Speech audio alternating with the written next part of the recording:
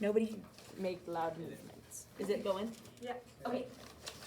So in this unit, we are going to be learning mostly all about the periodic table. This right here is like one of the most organized documents, pieces of papers ever.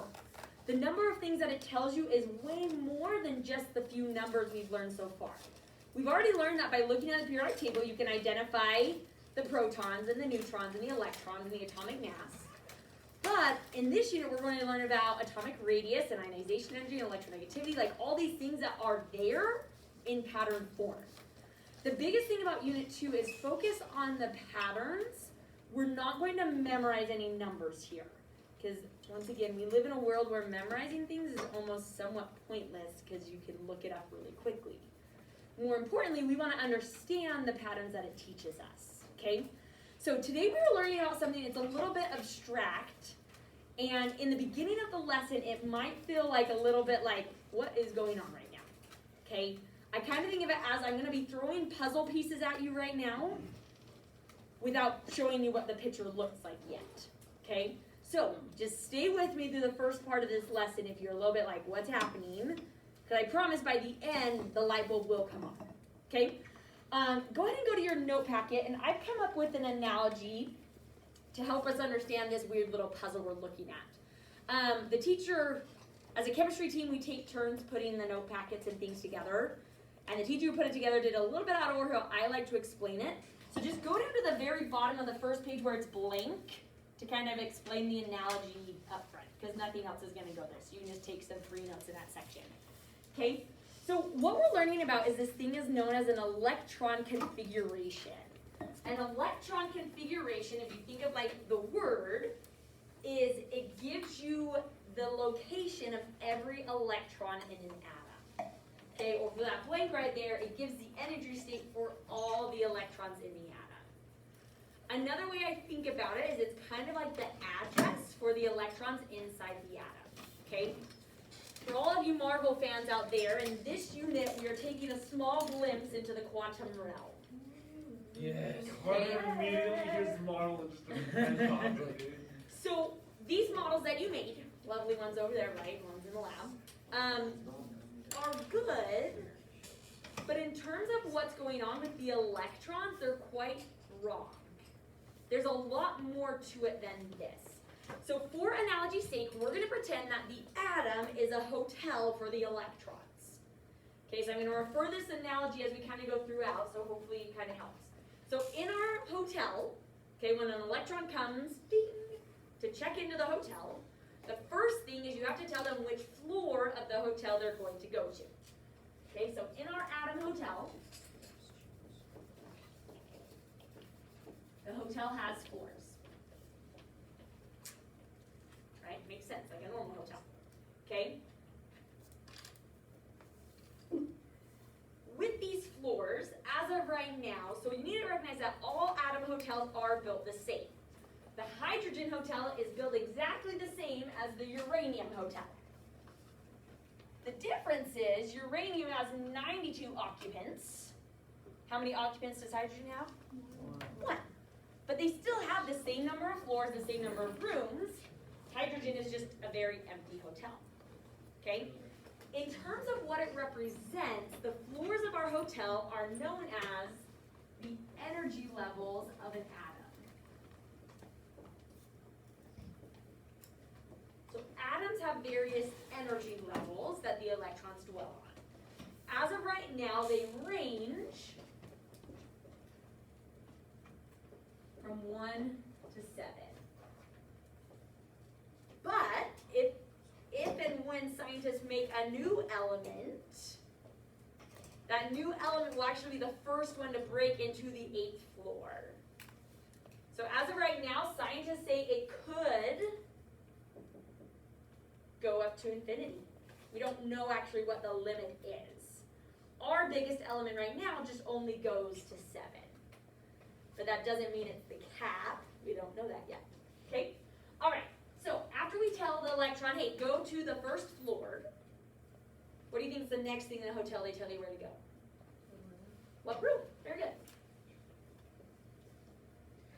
Okay? So we're going to tell the electron to go to a certain room. Inside of an atom, those rooms are classified as sublevels or subshells.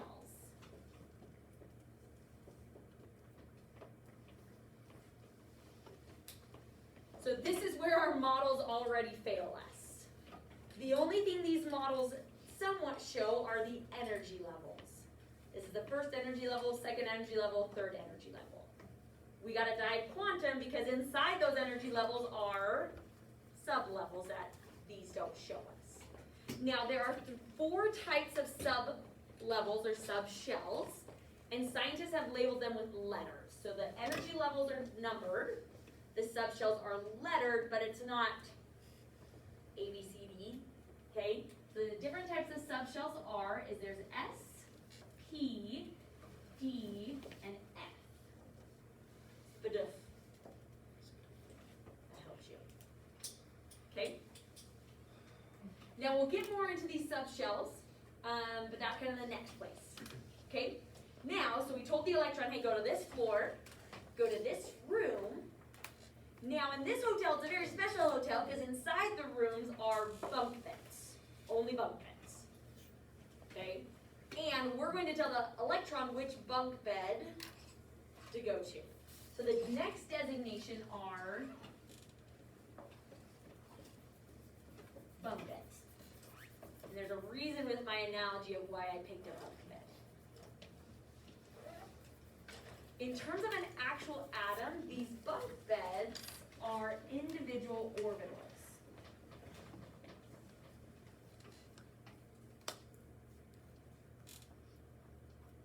So once again, we're getting really small here, okay? So we go into the energy levels. Inside the energy levels are subshells. Inside the subshells are orbitals. Okay? Now these orbitals, okay, are very particular that they're bunk beds because the last thing we're going to tell the electron is if they're sleeping on the top bunk or the bottom bunk.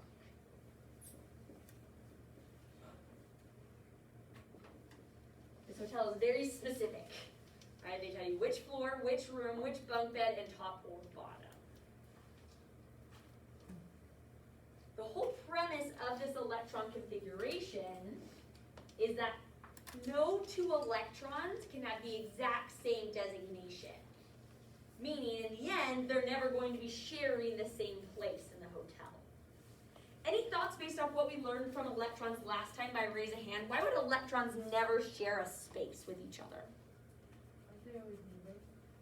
Good, that is one point, Rachel. Yeah, they're always moving, so that would make it hard, right, with that whole probability thing. Good, have a smiley face.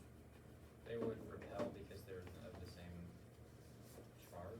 Yeah, they're both negatively charged, right? If you put 2 negatively charged things by each other, if there's not a force holding them together, they're going to push away. So what this bunk bed is, Carter, have a smiley face for that, is it tells us the spin of these electrons, that they will always spin in opposite directions when they're in the same orbital. Okay? All right, here's your little brain game to think about it. Right? Maybe you've done this before. Take your fingers, everybody. Play along. Put them together. So what we mean by opposite spins, right, is one is going to spin forward while the other spins backwards. Make your brain up. Try it out. It just feels weird. You're good at it, Jack. I love when people are like, yeah, I'm doing it. They don't realize it. So one goes forward, one goes backwards at the same time. There you go, guys. I can do it really well that way. If I try to flip, which one goes forward? I have to think a little harder. Right. Almost, Michaela. Oh, there you go, Kaden. There you go. Yeah, you did that. The one that really messes with me, have you ever tried the foot one before? So you draw, this one I cannot do. I shouldn't say that. I haven't. Okay, but you draw a clockwise circle with your hand, okay? And then with the same corresponding leg, draw the number 6 in the air. My leg like goes so berserk when I try it. So, oh, wow. Like a Weird circle. guys. I hate A that. circle. Yeah, weird. So, okay, there's your brain games you can play later today, you know, at home with friends. Okay, so, this is what we're gonna learn is all these designations of an atom. To be honest, these last two we won't do it's not as specific, or in the sense of we gotta learn quantum physics to get this far. And sorry, I'm not gonna teach you quantum physics in this class if you're wanting to learn it. Okay, but that's in a sense what we're getting down to. Okay, all right, go ahead and back up to the top. So as we learn these electron configurations and these hotels, there are a set of 3 rules you have to follow when you put electrons into their hotel. So we're gonna learn the rules and then we'll put the puzzle together. Okay, now with these orbitals, okay, once again, chemists are very simple artists. So if you're not an artist, that's a good thing. To draw an orbital, we draw boxes. Okay, that's what an orbital is for chemists. Okay, electrons are represented by arrows.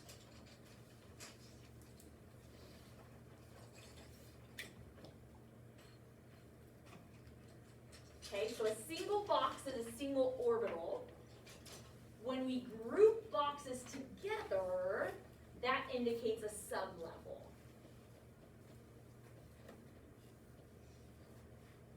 Okay, notice that there's spaces in between when they're different sublevels from each other. They're touching if they're the same sublevel.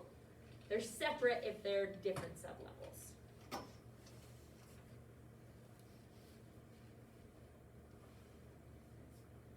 Notice once again that you always have one electron spinning up and one electron spinning down, right? Top bunk, bottom bunk. They can't ever be the same direction. Now, I'll be honest, the official way, I'm just saying this because I might do it by default, to draw electrons in orbitals is you actually use half arrows, so they look like this. Okay? You don't have to do that if that bugs you and you like to have a full arrow in there. Just, if I do it, no, that's why it looks a little different, because that's just the way I'm used to doing it. So, okay, let's talk about our rules. Everyone good if I go on to the next one? Everyone drew arrows in that their boxes right there? Okay, rule number 1 is known as Pauli's exclusion principle. Okay? Pauli's exclusion principle tells us that each orbital can only hold 2 electrons and they have to have opposite spins. Okay, so Pauli is the guy who discovered this rule, by the way. Okay, so it should always look like this.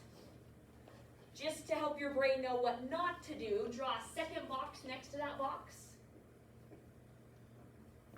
with 2 up arrows, and then put an X through it. That would never be. Because since they're negatively charged, like Carter pointed out, they're always going to force each other the opposite direction. Now what's interesting is as we talk about this idea of spin, keep in mind it's kind of like how the Earth, right? The Earth orbits the Earth, but at the same time as orbiting, it's also spinning. That's what these electrons are doing as well. They're orbiting the nucleus, but at the same time, they're spinning as well. Okay? Pauli's exclusion principle. By the way, you aren't going to be, I'm not going to test you on, because once again, we're not about memorizing. You don't have to memorize these rules. You just need to know how to use them to accomplish this task of writing a configuration. Okay, but in case you get caught up on memorizing the name, don't. Okay? All right, second rule is known as Aufbau's principle or Aufbau, depending on how you speak German. Okay? This is the principle that tells us that electrons fill the lowest energy orbitals first before we fill the higher energy ones. So there's a very particular pattern in which electrons are placed in the hotel. It's not random. It follows a very particular order. Okay? This picture right here shows you that order. The first room you always put electrons is known as the 1s room. 1 meaning the first floor, S meaning that subshell. Then we go to the 2S, the 2P, 3S, 3P. Now notice we're looking from the lowest boxes to the highest boxes. Okay, so I went from here to here, to there, to there, to there. The 4S is lower in energy than the 3D by a little bit. So then we go 4S, 3D, 4P. Right, continues onward, we then go 5S, 4D, 5P, to the 6S. Can anyone see which one's the lowest after that? Yeah, so good, Jeremy. So the 4F comes next, and the 5B, 6P, 7S, 5F, 6D, and it must have got cut off. Is there a 7P on your picture? Well, there should be, because there is a 7P orbital, but it would come last, and that's the last orbital. Now this map might look a little bit confusing because you're kind of like here, here, here, here, here. And so the map you drew on your periodic table shows you the same thing. So pull that back out if you put it away, your little colored one. And we're going to label it with some numbers now. Okay, where the periodic table shows us this by reading left to right. Okay, so get out a pencil or a pen to label on top of your colors.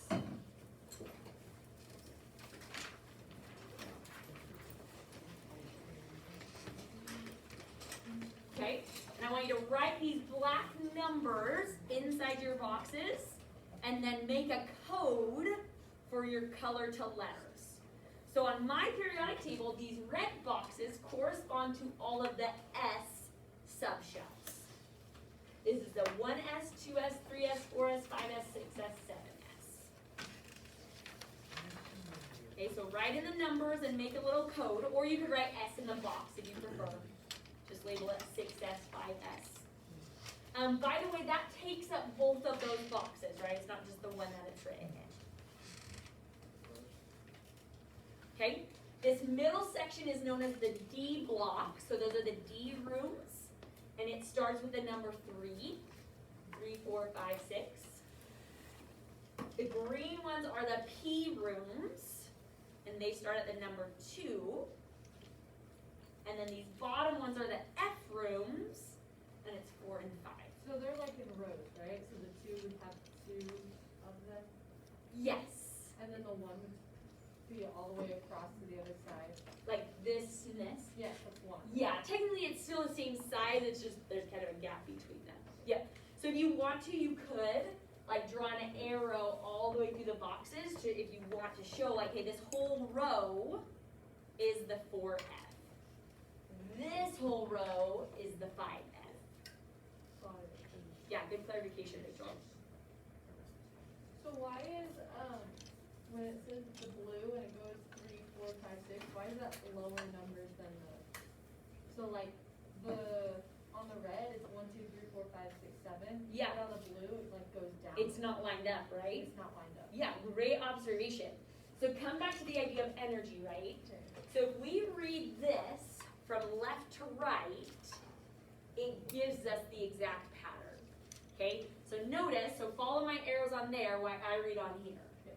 So I go 1S, 2S, 2P, 3S, 3P, 4S, 3D, 4P. So it's an interesting thing inside an atom where,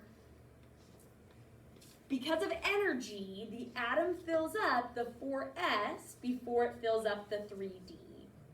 So we get this kind of weird drop in the numbers. So great observation though. Okay, everyone have that labeled? No. Not yet? Okay, write those numbers in. I think I missed when you explained it, but why are there arrows to the lower box? I actually haven't explained that yet. Sorry. No, you're good. I'm glad you asked though. Once everyone, I'll pull this up actually while people are writing their numbers. So when we read our map, everybody, I'm going to move this over for one sec. I'm going to hide that for a second. Okay. When we read our periodic table as our configuration map, we have to place the F block elements, these ones, I don't know, I'm coming over here, they're running right in front of me. Okay, these F block elements have to be placed actually in their correct spot on the periodic table, meaning by the numbers. So if you notice, it goes 55, 56, and then 57 drops down here. So if we put those back in their spot, and we're going to look up here for a second, you can see this as it happens. This is how the periodic table should look. Where that entire F block, right, is,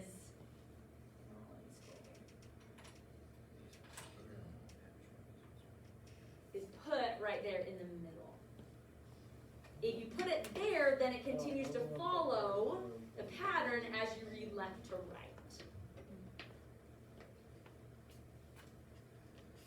So make sure on yours that you have arrows drawn at that point as well, so you don't forget about the F block and just skip right over it. Okay? So after you go,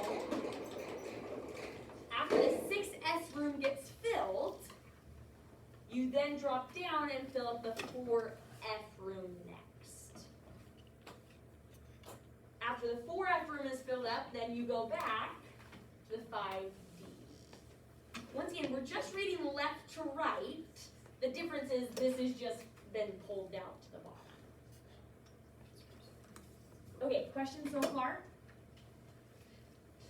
Okay, one more puzzle piece and then I promise we'll put a picture together.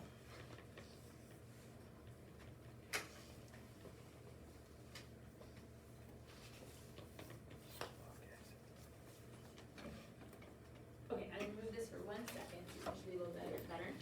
Okay, the last rule is known as Hund's rule. Hund's rule tells us that within a sublevel, each electron is going to be placed separately first before you pair them up. Okay, it's a lot of times nicknamed the empty bus seat rule, where in a sense, if you go onto a bus and you're trying to find somewhere to sit, most humans will take an empty seat before they take a shared seat. Right? Unless you're a friendly person. But electrons are not friendly people because they're negative. Right? So they always take their own seat first. So for example, it's already kind of drawn for you, but watch how I would do it if it wasn't filled in. Okay? So if I had 4 electrons that I was putting in this orbital, the way I would put them is I would go up, up, up, and then come back and do the down. They take their own with parallel spins, parallel meaning up, up, up, before you share them. So this right here would never happen. Because they're not going to share if they don't have to, because they're repelling each other. If they have to share, then they will share. They're antisocial. They are very antisocial. Okay, draw a second bad example for me. So draw an extra box of 3 somewhere. So once again, what I mean by the parallel spin is you also, if I had 4 electrons again, okay, you wouldn't ever see something like this where you go up, down, and up. Okay, that would not happen. They're gonna all take, it's kind of like how everybody loves the top bunk, right? Maybe, isn't that what people like? No? Okay, don't I like the like top bunk. that. Yes. I thought that's what everyone picked when you had a choice, right? Okay. Okay, questions? Yeah, Zach? Is it ever able to have all the arrows go down? Like down, down, down? Yeah. Yes, that would be fine too, yeah. out of like habit, I just always start with ups, but it actually doesn't matter what direction you do first as long as they are parallel to each other. So, great clarification question. Okay, so, there you go.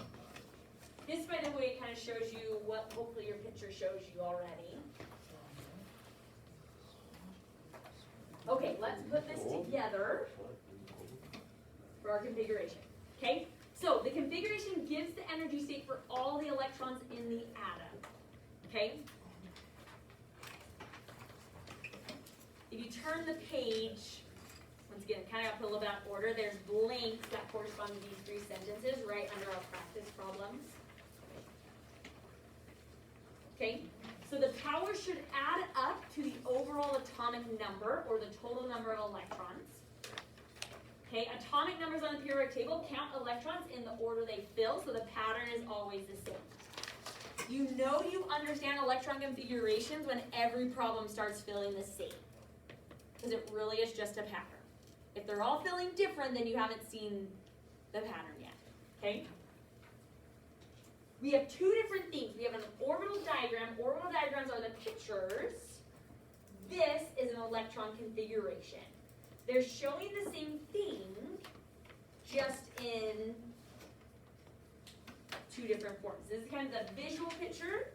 This is the condensed version. Okay? And this is what we're going to, this in a sense is your I can.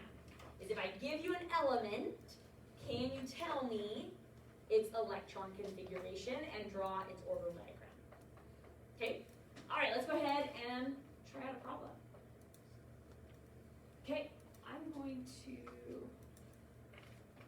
hydrogen is not on my whiteboard. Okay, I'm just going to do it right here for now. Okay, first thing is you got to know how many electrons are in your hotel. So how many electrons are in hydrogen? How do I know that, Rachel? Because that's the number. Good. For this, for now, all the atoms are neutral, meaning their protons and electrons are the same. Okay? Alright, for the configuration, the first thing you do is you find where the element is located on your blank map. Okay?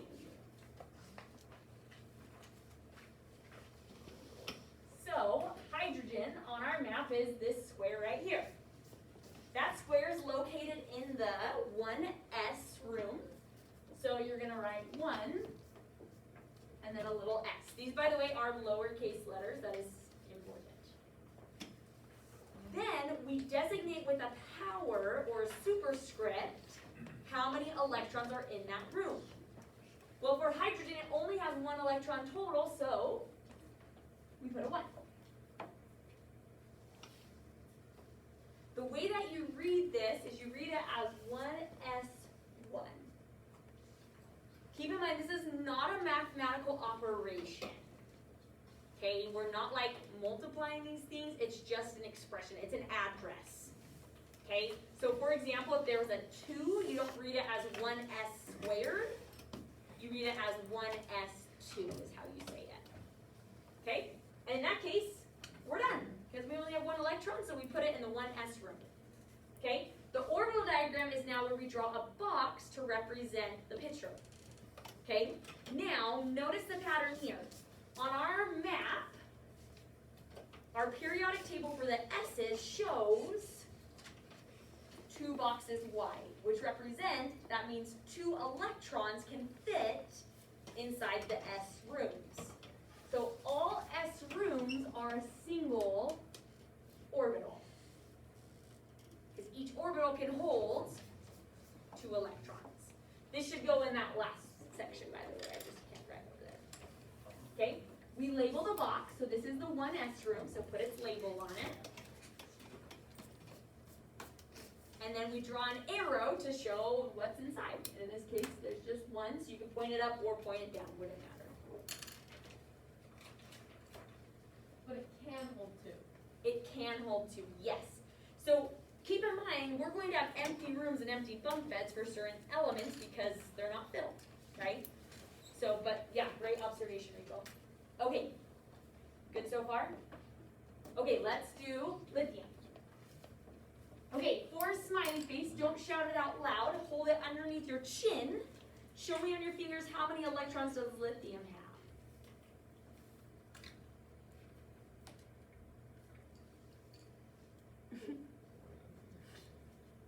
You're showing me 3. Have a smiley face because you are correct. So now we have 3 electrons checking into our hotel today, and we need to give them a room and a location to be. Okay? Next step, oh sorry, I'll give you a second to give yourself your smiley face. You can keep that tracker up, by the way, because we're about to get a whole bunch because of all these practice problems. Well, hopefully a whole bunch.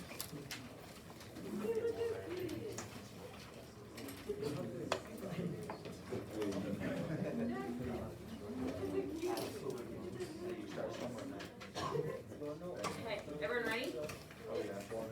Okay, go to your blank periodic table, take your finger, and put your finger in the box for lithium. We always start at the top, and we have to read left to right until we get to that box. So this, that's not going to stay, is where I want to stop. Okay? So the first row is always the 1s. Because you always start at the top, start at the left. How many electrons can fill the 1s? Wouldn't it be 2s? Not yet. So that's going to be the end, Jerem. So we have to always start at the beginning and then end where the element is. Great observation. How many electrons can fit in the 1s? 2. What can you do if you forget? Just count the squares, right? Here's 1s. Here's the second 1s. 2. So in a sense, if you think of it like a game board, I've moved from here to here with those 2 electrons. Now, left to right, go back to the next row. The next one to come is the 2s. And my finger's here, which means how many electrons am I putting in there? 1. Just 1. Oh! I get it. Okay, we have some light bulbs turning on. If yours hasn't turned on yet, stay with me, it will come. I see some of you still looking very much in the dark. Flickering every once in a while, flashing the light. Okay? Oh, okay. Okay, so you do each row. Like you don't count them in total. You do a row at a time. Imagine if you did like We're actually, next time, Tanner, we're going to play electron configuration battleship. No way, that was so fun. So wait, That's gonna be really loud. Yep, every time. Because that's the only thing that we're designating every single time. Okay? Okay. Here's what I want you to do.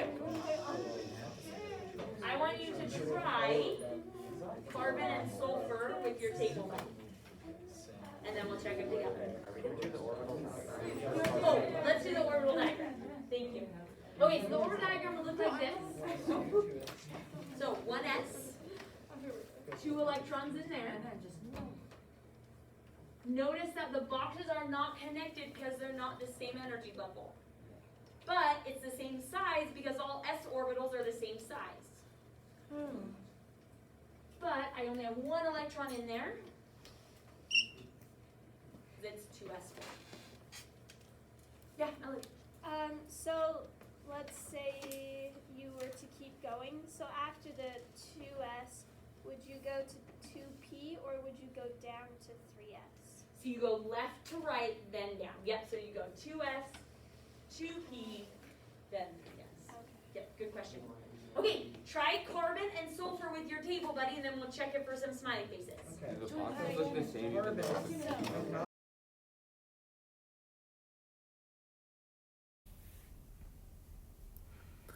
Okay, so here is, let's do the electron configuration for carbon. So the first thing you do is you find the location of carbon on your periodic table map. So for us, that is right here. Okay, so then we always read left to right, filling up every orbital until we get to that spot. So the first one that we go to is the 1s.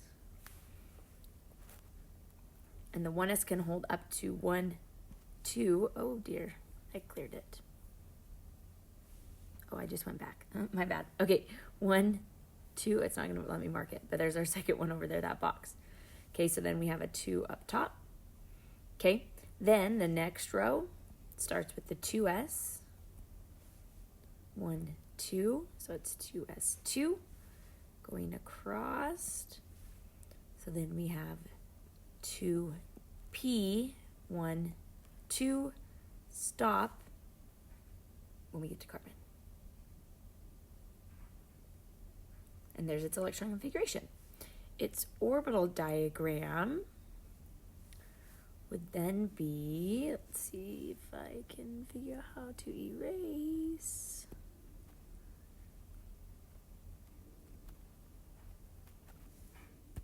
Okay, so its orbital diagram would be 1s is its own box with an up and a down arrow. 2s is its own box with an up and a down arrow. Now the 2p, or any of the p orbitals, notice, is 6 electrons wide, which means the size of it is actually 3 boxes all connected. And in this case, we only have 2 electrons in there, so they'd be placed separately in the same direction. So up and up. And there's your configuration, or your orbital diagram.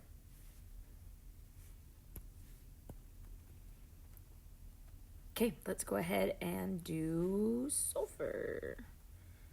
Sorry, I'm sure there's a way to clear this, but I haven't figured that out yet. Okay, sulfur. So first thing is find the location of sulfur on your real periodic table. And then we find its location on our map. So sulfur is located right, let's put another dot on it, right here. Well, that was tricky. Get rid of that. Oh dear. Sorry, new technology, figuring it out as we go. I don't even know how I did that.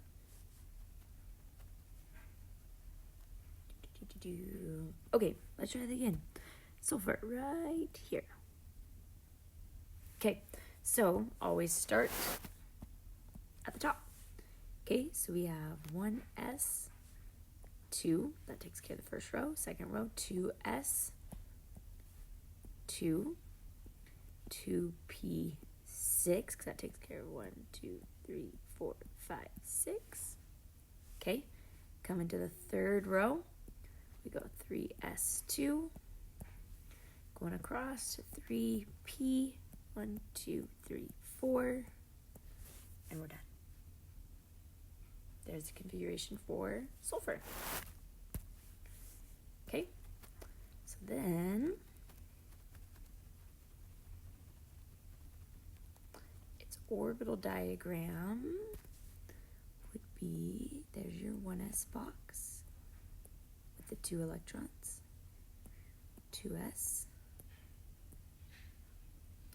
2p,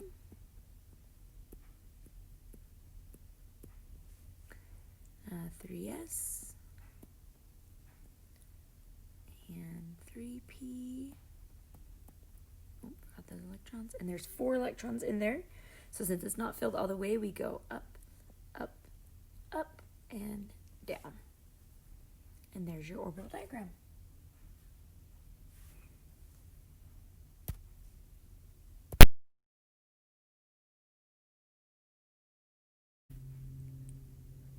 Okay, let's go ahead and check how you did with nickel. Ooh.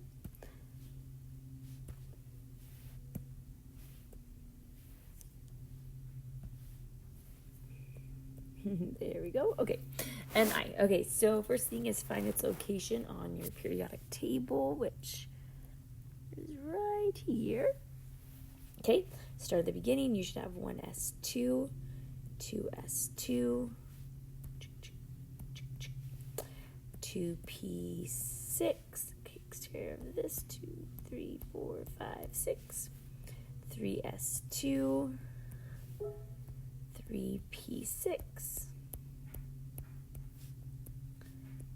4s2, and then it goes 3d, 1, 2, 3, 4, 5, 6, 7, 8.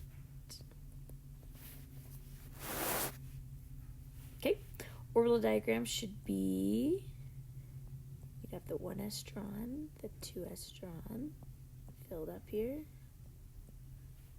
Sorry that my handwriting's not the greatest on this thing. Okay, 2p.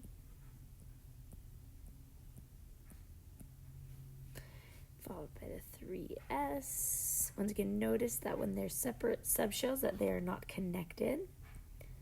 Okay, 3p.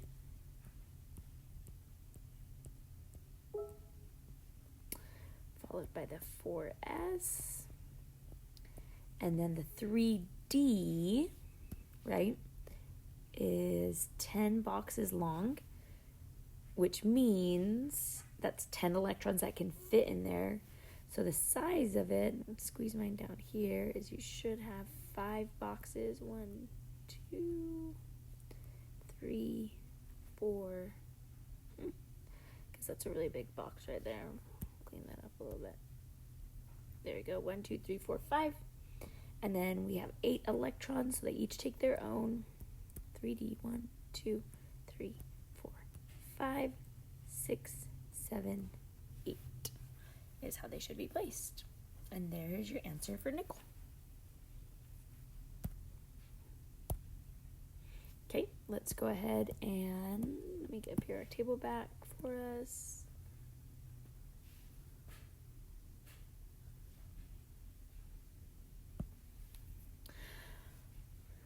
Okay, let's do the next one, silicon. Silicon is right here, so your answer should be 1s2, 2s2, 2p6, 3s2, 3p2. Okay, and then our last one, calcium,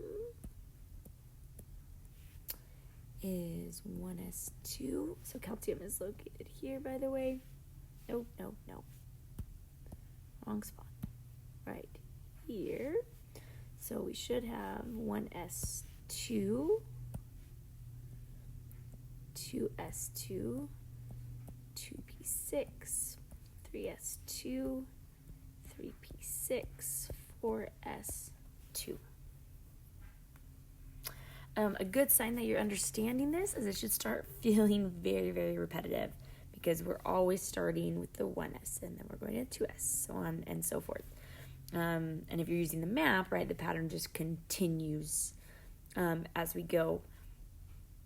One thing to notice for the map that you want to add for yours is when we get down to the bigger elements, is there is a jump that this picture doesn't show as well as the one that we have in class, which I'm not sure how well you can see in the video, but the pattern goes, so on yours I draw this in, if it's not, is you go from the 6s down to the 4f and then back up to the 5d. Now it looks confusing on this, but if you actually look at the atomic numbers of the elements, the pattern counts in order of the atomic numbers. So it goes like 55, 56, and then, whoops, so 55 and 56, and then 57 is down here through 70, and then 71 comes right back up here. So the numerical order is the pattern that we're following. In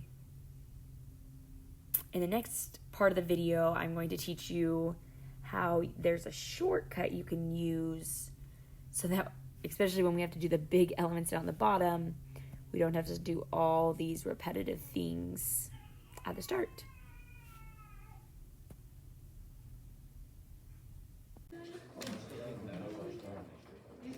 Okay, so here's how the shortcut works, everybody. Obviously, as a lot of you have seen, it's very repetitive. You always go 1s, then you go 2s, and it's like, if it's always the same, it's kind of like, why does it matter? And it actually doesn't. When it comes to electrons, the ones that we care about the most are really just the valence electrons, because those are the ones that vary, right, where the shells partially filled or halfway filled or things like that. So what we're going to do is the shortcut is we group all of the core electrons into a symbol. Now the only symbols you can use are known as the noble gases, and they are the elements in this final column right here. The reason why we use them for the shortcut is because they are completely filled every single time. You never have empty boxes. Okay? So, for example, with the sulfur we wrote, this was the full electron configuration. To shortcut sulfur, you do the same thing. So sulfur is right here in your periodic table. You go to the noble gas that is full above it. So this square right here, which is neon. I'm going to move this for a second. Then you can start after neon for the pattern. So I don't have to start at 1s. I get to start at 3s. Ooh. That's so much That's better. so nice. That's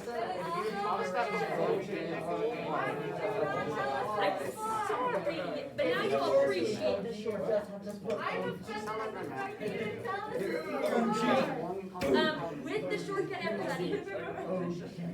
So you have my permission to never do the long way again unless you are bored.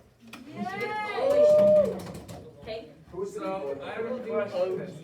So if you did OG 118, would you just have to put OG? Good question, Connor. No. Ah! So Connor asked a really good question, everybody. Okay, listen up really quick. Sorry, we're rushed. Okay, if you are writing the configuration for a noble gas, you can't just put it in brackets and call it good. But you can abbreviate it with the one above. Let's do RN. So you would have to do the whole row. But it's still shorter. But it's still like just like. But, right? But the whole idea is we still want information, and putting something in brackets doesn't give you any information, right? Now for the boxes, you would do the same thing. So I would just do any in brackets, and then I only draw the boxes for the things Oh after. my goodness. That is helpful. That is. Questions on that? I don't Yeah. So it's any of the elements in that column 18. do it. You say I am never going to Say that again. because it's in a key. Yeah, any of them. So whichever one is the closest, so like nickel, argon would be the choice. Questions on the shortcut? Okay, your homework assignment tonight, if you go to the packet, it should be right behind your map. Right here. Electron configuration. Yes. Okay, that is our homework for tonight. I will post some of the answers on the upload link so you can check and make sure you're doing it right before you upload it. Any questions? Sorry that we kind of rushed there at the end. Yes, so I put that on today's because I didn't get it up before. So yes, thank you. Is it front and back? Front and back, yes. Oh, yeah. And you can, once again, you can do, I don't know if it says that, but you don't need to do the complete. You can do the abbreviated for all of these ones, even though they're short. Everyone heard when I was on it. Everyone's heard. Like, all right, Yes. Okay, so when you checked your answers, if you got, what were the ones we did? If you did carbon and sulfur and nickel correctly, from our practice problems, you can have 3 smiley faces. If you did all the other ones too. Yes. I didn't check them, but if you did the first 3 right, then you would all those two right. So. Any questions, anybody?